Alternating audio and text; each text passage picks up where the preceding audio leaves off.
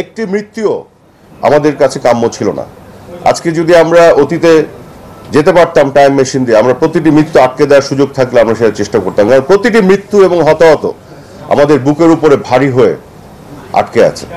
আন্দোলনকারী যারা, তাদের যে উদ্দেশ্য ছিল, তাদের একটা দাবি ছিল, এবং তার মধ্যে যে তৃতীয় পক্ষ ঢুকে অন্য উদ্দেশ্য চরিতার্থ করার জন্য যে ভয়াবহ ধ্বংসযজ্ঞ চালিয়েছে, এটি তো আপনাদের চোখের সামনে তার সকল প্রমাণ আছে।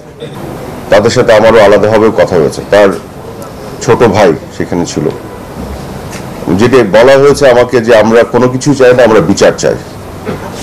আমি যে কথাটি বলেছিলাম এটা আজকে আপনাদের সাথে শেয়ার করি। তার সাথে আমার কথা হয়েছিল যে আপনারা তো সবার আগে সর্বপ্রথম ক্ষতিগ্রস্ত, আপনার পরিবারের সদস্য হারিয়েছেন, কিন্তু আমরাও কিন্তু একইভাবে ক্ষতিগ্রস্ত। এই প্রতিটি মৃত্যুর জন্য, প্রতিটি হতাহতের ঘটনার জন্য আজকে সরকার এবং বাংলাদেশ ক্ষতিগ্রস্ত, দেশের মানুষ ক্ষতিগ্রস্ত।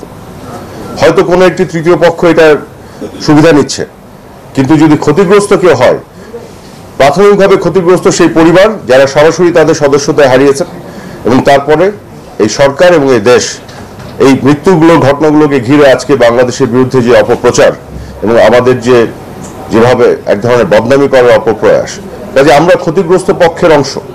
কাজে আপনারা ক্ষতিগ্রস্ত হিসেবে যেমন বিচার চান, আমরা একইভাবে বিচার চাই। আমরা এটার গভীরে যেতে চাই এবং প্রতিটি দায়ী ব্যক্তিকে আমরা বিচারের মুখোমুখি করতে চাই। এই কারণে করতে চাই যে আমরা তো ক্ষতিগ্রস্ত। এখানে একটি মৃত্যুও আমাদের কাছে কাম্য ছিল না। আজকে যদি আমরা অতীতে যেতে পারতাম টাইম মেশিন দিয়ে, আমরা প্রতিটি মৃত্যু আটকে দেওয়ার সুযোগ থাকলে আমরা সেটা চেষ্টা করতাম, কারণ প্রতিটি মৃত্যু এবং হতাহত আমাদের বুকের উপরে ভারী হয়ে আটকে আছে। এবং আমরা একইভাবে দুঃখিত এই মৃত্যু এবং হতাহতের ঘটনার জন্য।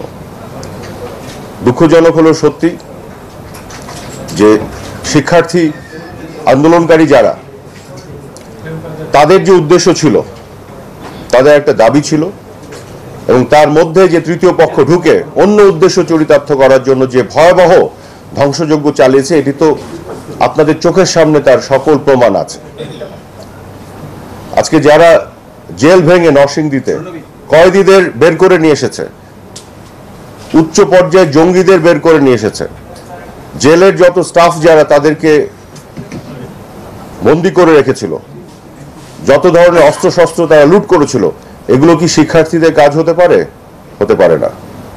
কারা করেছে? এই তৃতীয় পক্ষ, অনুপ্রবেশকারী। আজকে মেট্রো রেলের কথা বলেন, এই মেট্রো রেল কি মাননীয় প্রধানমন্ত্রী শেখ হাসিনা চড়েন? এমনকি অনেক মন্ত্রী মিনিস্টাররা চড়েন? তাও তো না। এটা তো বাংলাদেশের সাধারণ মানুষরা উপকারভোগী। দুর্যোগ ব্যবস্থাপনা যে অধিদপ্তর, এর কাজ কি? পুরো দেশে যখন বিভিন্ন ধরনের দুর্যোগ আসে, সাধারণ মানুষের পাশে দাঁড়ানোর জন্যই তো কাজ করে। এই প্রতিটি সরকারি এস্টাবলিশমেন্ট, সেতু ভবন, যেগুলো সাধারণ মানুষের জন্য